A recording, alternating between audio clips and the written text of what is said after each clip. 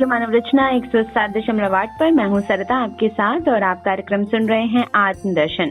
श्रोताओं, इस कार्यक्रम में हम बहुत सारा ऐसा ज्ञान आप तक पहुंचाने की कोशिश करते हैं जो हमारी पुस्तकों में, ग्रंथों में, साहित्य में लिखा हुआ है। और इस प्रोग्राम में आजकल हम जिस विषय पर बात कर रहे हैं वो है श्री रामचरितमानस, जिसे लिखा है तुलसीदास जी ने। और इसी विषय में ढेर सारा ज्ञान हमारे साथ बांटने के लिए हमेशा की तरह स्टूडियो में मौजूद हैं रागलेखा दासी जी, चरणाश्रित युगाचार्य श्रीमद भक्ति वेदांत नारायण गोस्वामी जी की शिष्या। रागलेखा दासी जी, आपका स्वागत है हमारे स्टूडियो में। हरे कृष्ण जी। तो श्रोताओं, श्री रामचरितमानस के पहला जो अध्याय है बालकांड के विषय में हम काफी एपिसोड से आपको बता रहे हैं। और रागलेखा दासी जी ने पिछले एपिसोड में जो वर्णन किया, तुलसीदास जी ने श्री रामचंद्र जी के और सीता जी के विवाह की तैयारियों का बहुत ही खूबसूरत वर्णन जो है इस महाकाव्य में किया है श्री रामचरितमानस में। और वही हम रागलेखा दासी जी से जान रहे हैं कि किस तरह से राजा दशरथ और राजा जनक दोनों ही बहुत ज्यादा खुश हैं इस विवाह को लेकर। सभी खुश हैं, वहाँ पर जितने भी लोग हैं, चाहे वो अयोध्या से हैं, चाहे वो जनकपुरी से हैं, सभी में एक अलग ही उत्साह है। सभी देवी देवता इस भव्य विवाह को देखने के लिए बहुत ही ज्यादा उत्सुक हैं। तो चलिए इसी कड़ी में आगे जानते हैं। अब विवाह की तैयारियां तो संपन्न हो चुकी थी। जी रागलेखा दासी जी। मंगलों का मूल लग्न का दिन आ गया। हेमंत ऋतु और सुहावना अगन का महीना था। पंचमी तिथि थी। ग्रह, तिथि, नक्षत्र, योग, वार श्रेष्ठ थे। मुहूर्त छोड़कर ब्रह्मा जी ने उस पर विचार किया। सब लोग इस प्रकार आदर पूर्वक बारात को लेने चले और जहाँ बारातियों का जन्म था वहाँ गए। अवधपति दशरथ जी का वैभव देखकर उनको देवराज इंद्र भी बहुत ही तुच्छ लगने लगे। उन्होंने जाकर विनती की, समय हो गया, पधारिए। ये सुनते ही नगाड़ों पर चोट पड़ी। गुरु वशिष्ठ से पूछकर और कुल की सब रीतियों को करके राजा दशरथ मुनियों और साधु के समाज को साथ लेके चले। देवगण सुंदर मंगल का अवसर जानकर नगाड़े बजा बजा कर फूल बरसाते हैं। शिव जी, ब्रह्मा जी और देव टोलियां बना बना कर विमानों पर जाकर चले और प्रेम से पुलकित शरीर हो हृदय में उत्साह भरकर श्री राम जी का विवाह देखने चले। जनकपुर को देखकर देवता इतने अनुरक्त हो गए कि इन सबको अपने अपने लोग बहुत ही तुच्छ लगने लगे। नख से शिखा तक रामचंद्र जी के सुंदर रूप को बार बार देखते हुए पार्वती जी सहित शिव जी का शरीर पुलकित हो गया और उनके नेत्रों में जल भर आया। राम जी के मोर के कंठ किसी कंतावली, हरिताभ श्याम शरीर है, हरे रंग का, हरे हरियाली की तरफ है। बिजली का अत्यंत निरादर करने वाले प्रकाशमय सुंदर पीले रंग का वस्त्र है। सब मंगल रूप और सब प्रकार के सुंदर भांति भांति के विवाह आभूषण शरीर पर सजाए हुए हैं। उनका सुंदर मुख शरद पूर्णिमा के निर्मल चंद्रमा के समान, नेत्र नवीन कमल को लजाने वाले हैं। सारी सुंदरता अलौकिक है, माया की बनी हुई नहीं है, दिव्य सच्चिदानंदमय है, वे कहीं नहीं जा सकती, मनी मन बहुत प्रिय लगती है। और एक श्रेष्ठ घोड़े के लिए राम जी के लिए तैयार किए गए और वो रामचंद्र जी के लिए कामदेव घोड़े का वेश बनाकर अत्यंत शोभित हो रहा है। वे अपनी अवस्था, बल, गुण और चाल से समस्त लोगों को मोहित कर रहा है। सुंदर मोती, मणि और माणिक्य लगी हुई जड़ाओं 3 ज्योतियों से जगमगा रहा है। उसकी सुंदर घुंघरू ललित लगाम को देखकर देवता, मनुष्य और मुनि सब थमे जाते हैं। प्रभु की इच्छा में अपने मन को लीन किए चलता हुआ वह घोड़ा बड़ी शोभा पा रहा है, मानो तारागण और बिजली से अलंकृत वे एक सुंदर मोर को नचा रहे हों। दोनों और राज समाज में अत्यंत हर्ष है। बड़े जोर से नगाड़े बज रहे हैं। देवता प्रसन्न होकर रघुकुल मणि श्री रामचंद्र जी की जय हो, जय हो, जय हो कहकर खूब फूल बरसा रहे हैं। इस प्रकार बारात आती हुई जानकर बहुत प्रकार के बाजे बजने लगे। रानी सुहागन स्त्रियों को बुलाकर परछन के लिए मंगल द्रव्य सजाने लगी। श्री रामचंद्र जी का वर वेश देखकर सीता जी की माता सुनैना जी के मन में जो सुख हुआ उसे हजारों सरस्वती और शेष जी 100 कल्पों में भी नहीं कह सकते। मंगल अवसर जानकर नेत्रों के जल को रोके हुए रानी प्रसन्न मन से परछन कर रही हैं। वेदों में कहे हुए और कुलाचार के अनुसार सभी व्यवहार रानी ने भली भांति किए। आकाश और नगर में शोर मच रहा है। अपनी पराई कोई कुछ भी नहीं सुनता। इस प्रकार श्री रामचंद्र जी मंडप में आए और अर्घ्य देके आसन पर बिठाए गए। जब से ब्रह्मा जी ने जगत को उत्पन्न किया तब से देवता लोग कह रहे हमने बहुत विवाह देखे सुने, परंतु सब प्रकार से समान साज समाज और बराबरी के समझी तो आज ही देखे हैं। राजा जनक ने दान, मान, सम्मान, विनय, उत्तम वाणी से सारी बारात का सम्मान किया। ब्रह्मा, विष्णु, शिव, दिक्पाल और सूर्य जो रघुनाथ जी का प्रभाव जानते हैं, वे कपट से ब्राह्मणों का सुंदर वेश बनाए बहुत ही सुख पाते हुए सब लीला देख रहे हैं। जनक जी ने उनको देवताओं के समान जानकर उनका पूजन किया और बिना पहचाने ही उन्हें सुंदर आसन दिए। सुंदर मंगल का साज सजकर निवास की स्त्रियां सखियां आदर से ही सीता जी को लेवा चली। सभी सुंदरियां 16 श्रृंगारों किए हुए मतवाले हाथियों की चाल से चलने वाली हैं। उनके मनोहर गान को सुनकर मुनि ध्यान छोड़ देते हैं और कामदेव की कोयलें भी लजा जाती हैं। पायजेब पैजनी सुंदर कंगन ताल की गति पर बड़े सुंदर बज रहे हैं।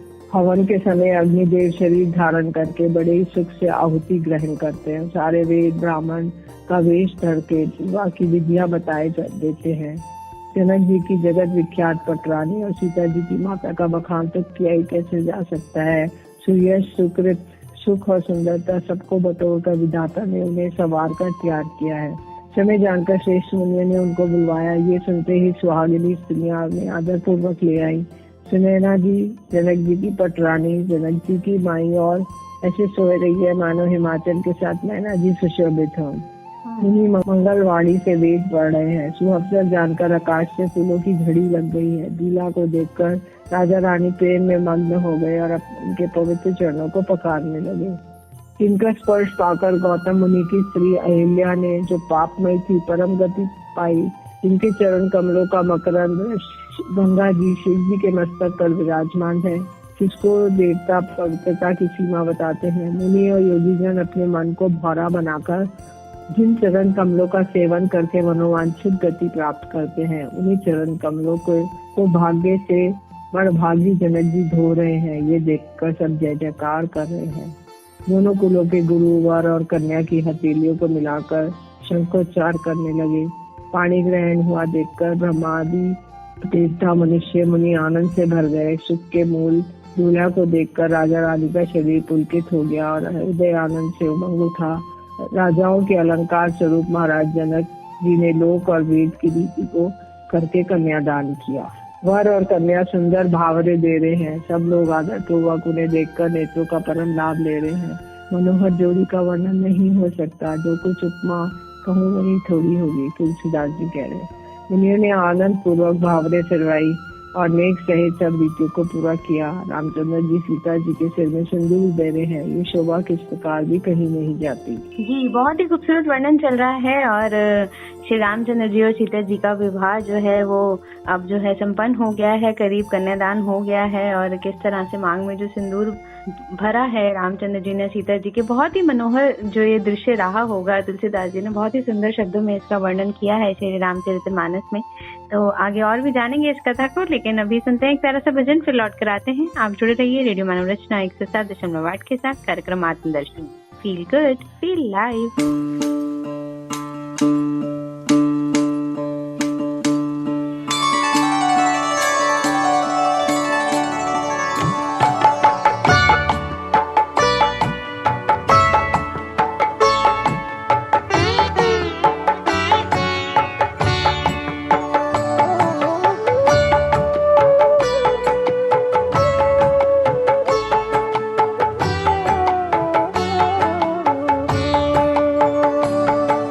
राम राम सीता राम, राम राम सीता राम, राम राम सीता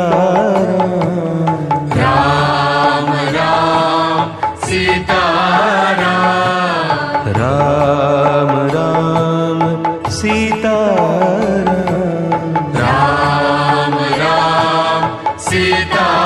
राम, राम राम सीता राम, राम सीता राम, राम सीता राम, राम सीता राम, राम सीता राम, राम सीता राम, राम सीता राम, राम सीता राम, राम राम सीता राम,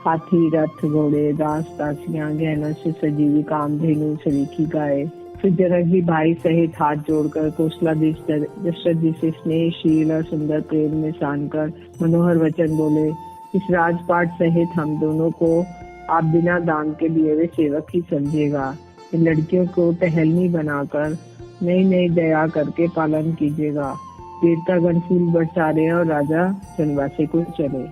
सुहागनी स्त्रियां सुख पाकर कुंवर और कुमारियों को कुल देवता के स्थान पर ले आई। अत्यंत प्रेम से मंगल गीत गा गा कर लौकिक रीति करने लगी। पार्वती जी रामचंद्र जी को वर वधु का परस्पर व्यास देना सिखाती हैं और सरस्वती जी सीता जी को सिखाती हैं। तो जो लौकिक लीलाएं हैं वो भी हुई। सब चारों कुमार बहुओं सहित पिताजी के पास आए। बहुत प्रकार से रोसड़ी बनी। जनक जी ने बरातियों को बुला भेजा। दशरथ जी ने पुत्रों के सहित गमन किया। अनुपम वस्त्रों के पावड़े पड़ते जाते हैं। आदर के साथ सबके चरण धोए और सबको यथायोग्य पीढ़ों पर बैठाया। फिर रामचंद्र जी के चरण कमलों को धोया। चतुर रसोइये नाना प्रकार के व्यंजन परोसने लगे। उनका नाम कौन जान सकता है। भोजन करते समय पुरुष और स्त्रियों के नाम दे देकर स्त्रियां मधुर ध्वनि से गाली दे रही हैं। तो ये एक रीति है जनकपुर में कि आज भी अगर जब वो बाराती आते हैं तो जब वो खाना खाते हैं तो स्त्रियां गालियां देती हैं। तब वामदेव ऋषि, देवऋषि नारद, वाल्मीकि, जावाली, विश्वामित्र आदि तपस्वी श्रेष्ठ मुनियों के समूह आ गए। 4 लाख उत्तम गायें मंगवाई जो कामधेनु के समान अच्छे स्वभाव वाली थी। सबको सब प्रकार के गहने कपड़ों से सजाकर राजा ने प्रसन्नता पूर्वक भूदेव ब्राह्मणों को दिया और फिर याचकों के समूह को बुला लिया। सबको उनकी रुचि अनुसार सोना, वस्त्र, मणि, घोड़ा, हाथी, रथ, सूर्यकुल को आनंदित करने वाले दशरथ जी ने दिया। वे सब गुणानुवाद गाते और सूर्यकुल के स्वामी की जय हो जय हो जय हो कहते हुए चले। इस प्रकार रामचंद्र जी के विवाह का उत्सव हुआ। जिन्हें समुख है वो शेष जी भी इसका वर्णन नहीं कर सकते। प्रतिदिन सवेरे उठकर अयोध्या नरेश विदा मांगते थे, पर जनक जी उन्हें प्रेम से रख लेते हैं। प्रतिदिन हजारों प्रकार से मेहमानी होती है। नगर में नित्य नया आनंद और उत्साह रहता है। दशरथ जी का जाना किसी को नहीं सुहाता। विश्वामित्र जी और शतानंद जी ने जाकर राजा जनक को समझाकर कहा, यद्यपि आप स्नेहवश नहीं छोड़ सकते तो भी आप दशरथ जी को आज्ञा दीजिए। हे नाथ, बहुत अच्छा कहकर जनक जी ने मंत्रियों को बुलवाया। तो दशरथ जी और उनको बहुत दिन रखा। जब भी वो जाना चाहते हैं उनको जाने नहीं देते हैं। अनगिनत बैलों पर, कहारों पर लाद लाद कर भेजी गई। साथ ही जनक जी ने अनेकों सुंदर शैयाएं, पलंग भेजे। 1 लाख घोड़े और 25,000 रथ, सब नख से शिख तक ऊपर से नीचे तक सजाए हुए। 10,000 सजे हुए मतवाले हाथी, जिन्हें देखकर दिशाओं के हाथी भी लजा जाते हैं। कार्यों में भर भर कर सोना, वस्त्र, त्यौहारात, भैंसे, गाय और भी नाना प्रकार की चीजें दी। जनक जी ने फिर से अपरिमित दहेज दिया जो कहा नहीं जा सकता, जिसे देखकर लोकपालों की लोगों की संपदा भी थोड़ी जान पड़ती थी। रात चलेगी ये सुनते ही सब रानियां ऐसी विकल हो गई मानो थोड़े जल में मछलियां छटपटा रही हूँ। ये बार बार सीता जी को गोद में लेती हैं, आशीर्वाद देकर सिखावन देती हैं, सिखा रही हैं, तुम सदा अपने पति की प्यारी हो, तुम्हारा सुहाग अचल हो, हमारी यही आशीष है। सास ससुर और गुरु की सेवा करना, पति का रूप देखकर उसकी आज्ञा का पालन करना। सियानी सखियां अत्यंत स्नेह के साथ कोमल वाणी में स्नेह के वश कोमल वाणी से स्त्रियों का धर्म सिखलाती है। तब रामचंद्र जी ने हाथ जोड़कर विदा मांगते हुए बार बार प्रणाम किया। आशीर्वाद पाकर और फिर सिर नवाकर भाइयों सहित रघुनाथ जी चले। जानकी जी ने जिन तोता और मैना को पाल पोस कर बड़ा किया है, सोने के पिंजरों में रख कर पढ़ाया था, वे व्याकुल होकर कह रहे हैं, वे देही कहाँ है। उनके ऐसे वचनों को सुनकर धीरज किसको नहीं त्याग देगा। त्याग सबका धैर्य जाता रहा। जब पक्षी और पशु तक इस तरह विकल हो गए तब मनुष्य की दशा कैसे वर्णन की जा सकती है। भाई सहित जनक जी वहाँ आए, प्रेम से उमड़कर उनके नेत्रों में जल भर आया। राजा ने सुंदर मुहूर्त जानकर सिद्धि सहित गणेश जी का स्मरण करके कन्याओं को पालकी पर चढ़ाया। राजा ने पुत्रियों को बहुत प्रकार से समझाया, उन्हें स्त्रियों का धर्म, कुल की रीति सिखाई। बहुत से दास दासी दिए और तब सीता जी के प्रिय और विश्वास पात्र सेवक थे वे लोग। कीर्तन हर्षित होकर फूल बरसा रहे, अप्सराएं गान कर रही है। अवधपति दशरथ जी नगाड़े बजाकर आनंद पूर्वक अयोध्यापुरी को चले।